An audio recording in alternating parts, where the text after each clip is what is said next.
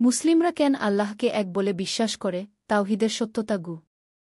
ইসলামে আমরা বিশ্বাস করি যে আল্লাহ এক, কোন অংশীদার, সন্তান বা সমান নন। এই বিশ্বাসকে তাওহীদ বলা হয়, যা ইসলামের ভিত্তি। আল্লাহ কুরআনে বলেছেন, বলুন, তিনি আল্লাহ এক। আল্লাহ চিরঞ্জীব। তিনি জন্ম দেননি এবং তিনি জন্মগ্রহণ করেননি, এবং তার সমতুল্য কেউ নেই। সূরা আল ইখলাস 1:1-2-1-4। যদি একাধিক উপাস্য থাকত, তাহলে মহাবিশ্ব বিশৃঙ্খলার মধ্যে পড়ে যেত, সূর্য, চন্দ্র এবং তারা নিখুঁতভাবে শৃঙ্খলাবদ্ধ থাকতে পারত না। কিন্তু সবকিছুই সামঞ্জস্যপূর্ণভাবে কাজ করে, যা দেখায় যে একমাত্র স্রষ্টা সবকিছু নিয়ন্ত্রণ করছেন।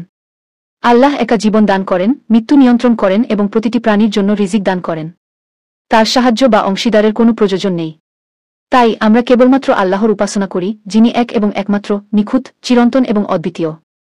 লা ইলাহা ইল্লাল্লাহ, আল্লাহ ছাড়া কোনো উপাস্য নেই।